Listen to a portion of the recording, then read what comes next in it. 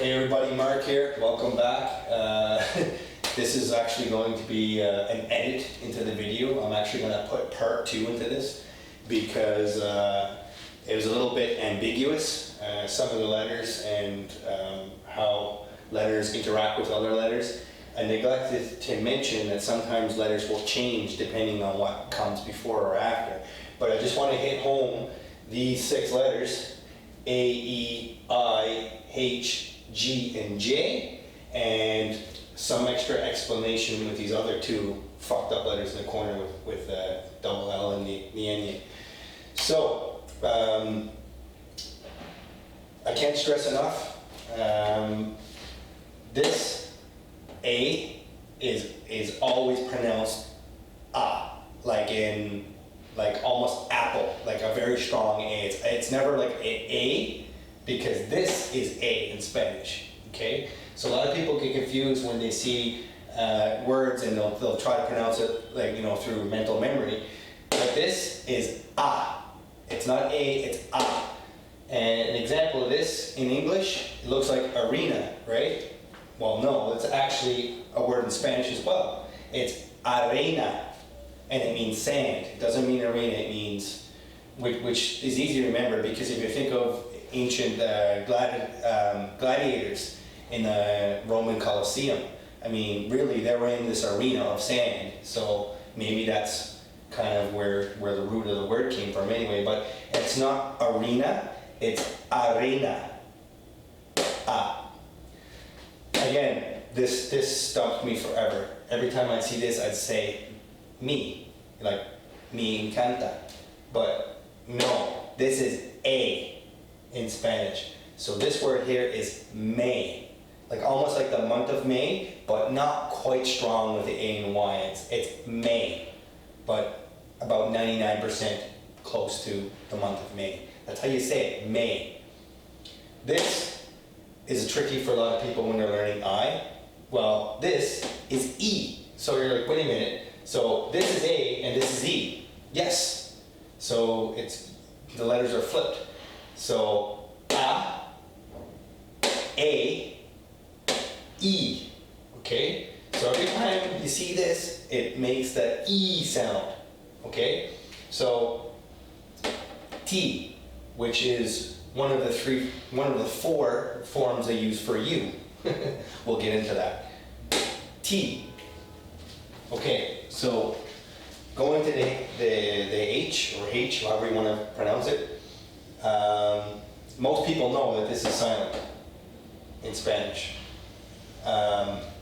Like hueso means bone, right? Hueso. Every time you see the H, just omit it. Pretend it doesn't exist. Just go to the next letter. With the exception, only the exception I can think of is when the H follows the C. Or, in other words, when the C precedes the H, it changes the sound. Now, it gives permission for the H to sound normal. Like it would in English, like channel, right? Or chuck, to chuck something. This is churro. Churro.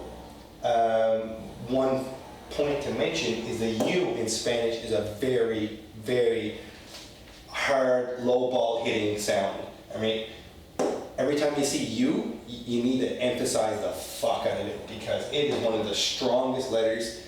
If you said churro, wrong. It's churro. Churro. That U has to be like, it has to carry the whole word, right? And you gotta make sure you put that double R in there too. You can't just say churro. It's churro. And it's just like basically a deep fried pastry. It's fucking delicious. So, remember, always silent unless it follows a C. And then it's just like channel or whatever. Children. And it adopts the same sound. G is a very fucked up letter in Spanish. I hate it because it's like a chameleon. It can take many forms. It can take many sounds depending on what vowels go through it, and there's always exceptions to the rule. So don't concern yourself too much on the letter G. It's pronounced like G. I can't say like hey, as in hey, because it's like a guttural kind of, somebody who's Jewish or something, and they're like, you know what I mean? You gotta have that guttural, almost like a clearing your throat sound when you try to pronounce this word. It's not hey, it's hey, hey, okay, hey. You know what I mean? It's like you don't have the phlegm, you can't say it. So this word here, elegir, means to choose, right? So listen for the sound, the very guttural sound. Elegir, elegir, okay, means to choose. Argentina, in Spanish, is Argentina, Argentina. Very, very strong guttural sound. And then Griego means Greek. You know, if it's the Greek is el griego. So in this sentence, because it's I don't know if it's in front of the O or behind the E, it kind of sounds like a normal G again. It's got that g g g sound, like griego. So you've got the double G's here, and they're both sounding kind of normal again. So don't beat yourself up about this. It's a fucked up letter.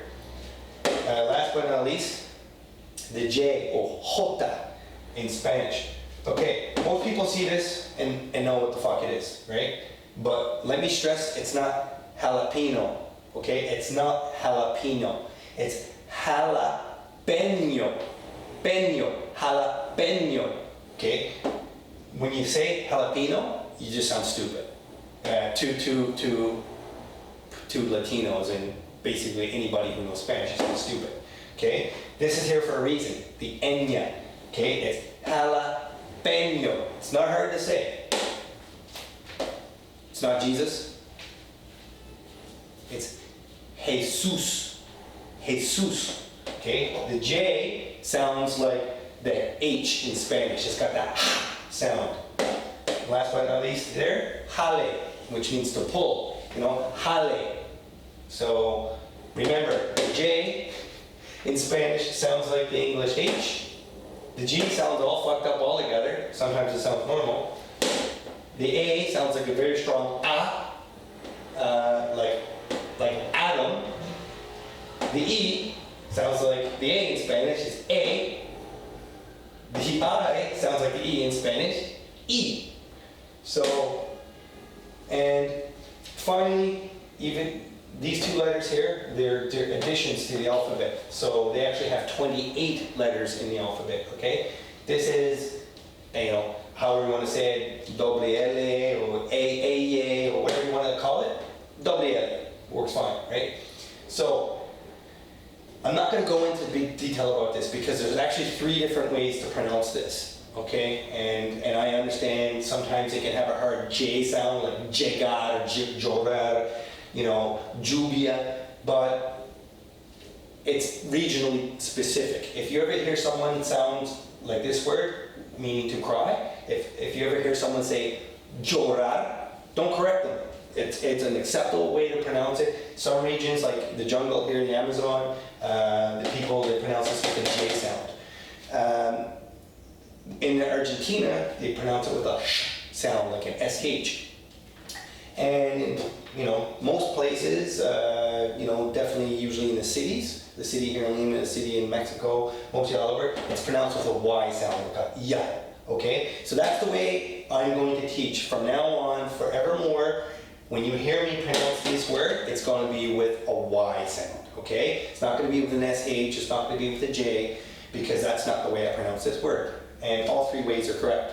So I find it easier to pronounce it personally as a Y. So this will be llorar, okay? Llorar, okay? Llorar. This would be llegar, to arrive. Llegar, okay? And the last one is rain. Lluvia. Lluvia is a rain. And finally, the ñ, okay? It's, niño, means little boy, right? And everybody knows señorita. I mean, I bet you 90% of you people could actually say that properly with the correct ñ. It's not señorita, it's señorita. The N makes that ñ sound. I know it sounds kind of weird for me to say that, and I'm not trying to look retarded. I mean, that's politically incorrect. I'm not trying to look unintelligent. Fuck it. But you have to make the sound. It's an ñ. Just think about N and then going ya at the end of it, but real quick. It's like ñ. That's it. It's very simple. Ñ. So, niño, señorita, señor, sueño. Another word.